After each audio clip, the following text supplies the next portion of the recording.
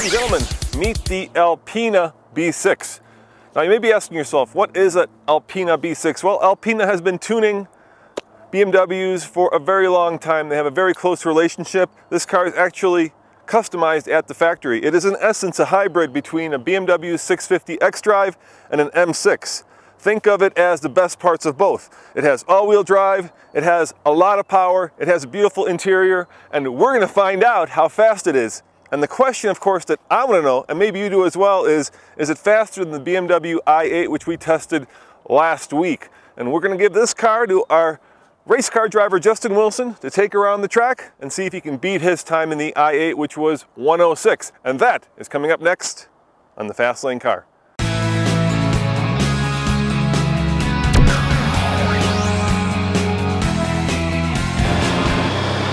Let's go!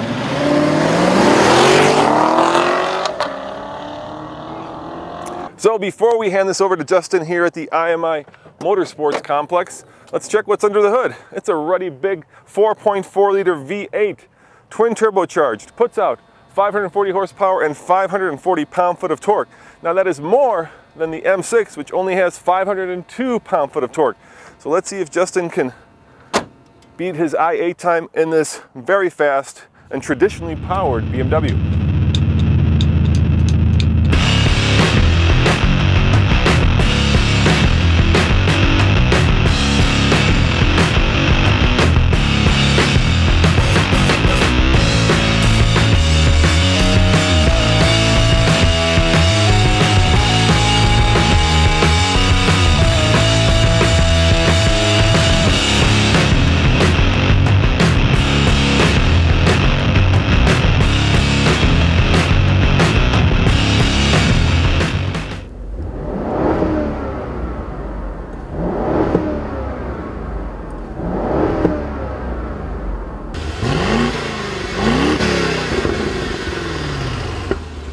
Okay, here we are. Let's do a 0 to 60, see what the performance is like. Brake on, first gear.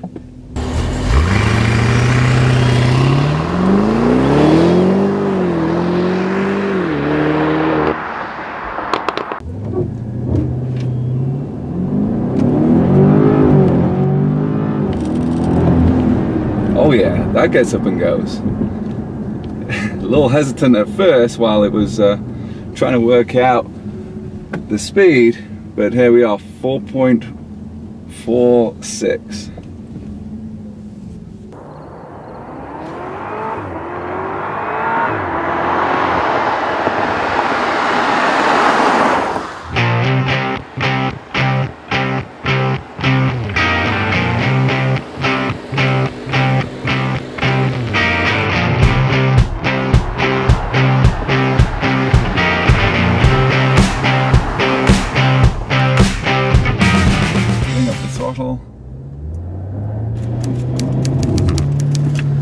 And we'll,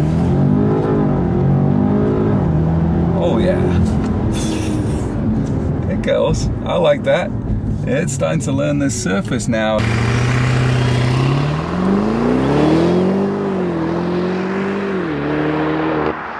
Hope you can see that. At altitude, that's not too bad. You know, BMW says 3.71, I believe. So, you know, we lose a little bit for the altitude.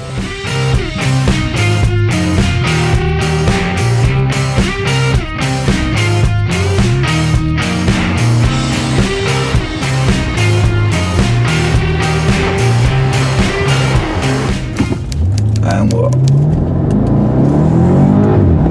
There's that power. Then we go to the tight hairpin.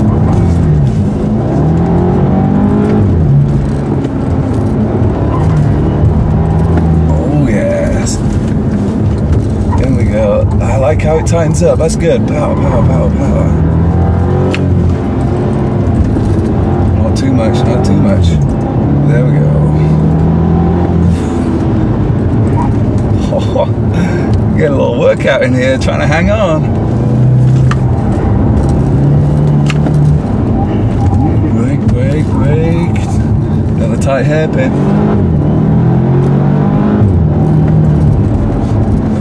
Get this thing lowered down.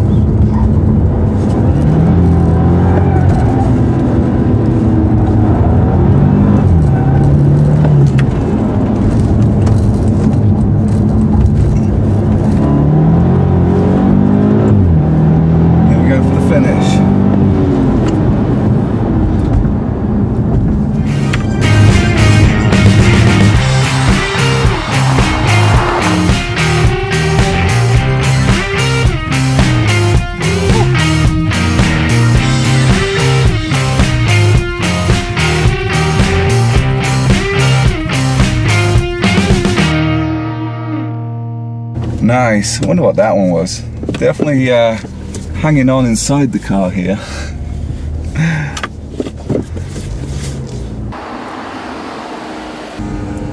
How was that? So what do you think?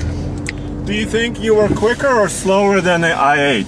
It's a little bit bigger and heavier, so it takes some wowing down for the corners, but it gets up and goes. I was definitely hanging on to the wheel. I was flying around inside the car here, so... You were almost a second slower. A second slower, wow. You did a 106.98 yeah. in the i8, 107.93. You see that there? It's kind of a beast, isn't it? Yeah, like I said, it gets up and goes, and then it's got the power. It's, you know, 540 horsepower, 540 pounds of torque, so it wants to go. But like I said, you know, got all that weight trying to get it stopped, and inside the car you're trying to brace yourself because it's still changing direction really well. Okay, how are the seats? I mean, are they? It's good. supportive? I mean, it needs a little bit more support. I'm sure if I spent another couple hours playing with the seat, I could actually work out how to get it to wrap around and hold me in a bit more, because it's got every adjustment you can even think of. But okay.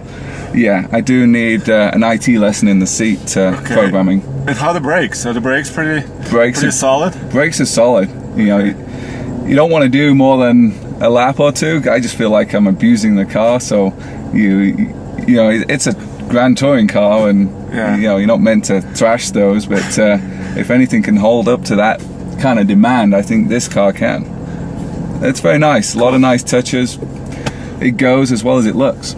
How the steering feel compared to the i8? Did you feel? Yeah, less push than the i8. The i8, you know, it's got a little bit more generic understeer and a little vagueness through the steering, whereas this, you know, you turn the wheel and you can keep turning and keep getting the car to carve down to those apexes. Even if you come in a little hot, a little bit too fast, it's going to make that turn. So, you know, it's a good feeling. So you might be wondering, how come a car with more power and more torque is actually slower than the partially electric BMW i8? Well, the answer is simple. This is a ruddy, heavy car. And when you combine that with the fact that the i8 has an electric motor and doesn't lose power up here to mile above sea level, well, you get these results. As always, this is Roman reporting for the Fast Lane Car. Check out tflcar.com for more news, views, and everyday reviews. Thanks for watching. We've got plenty more racetrack reviews on the way.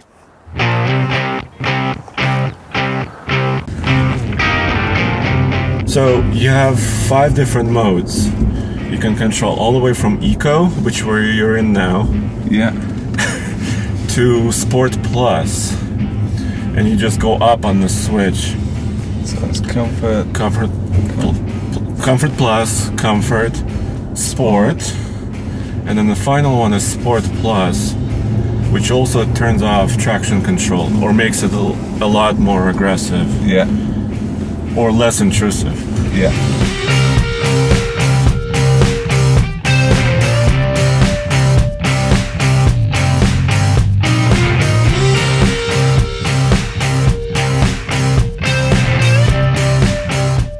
It's typical BMW. How's the steering? It's pretty good.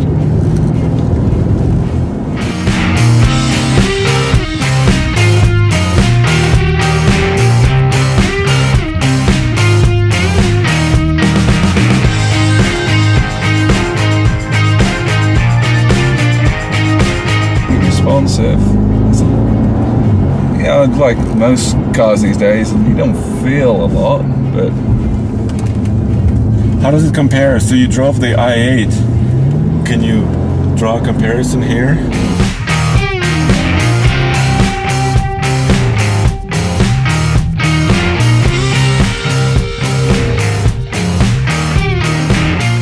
The i8 felt a little bit lighter, like they're going for a more nimble sensation through the steering. Okay.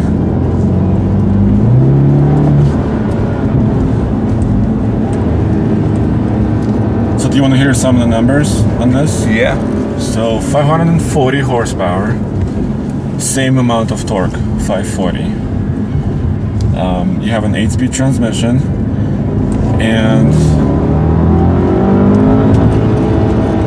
supposed to be quicker accelerating than an M6 version.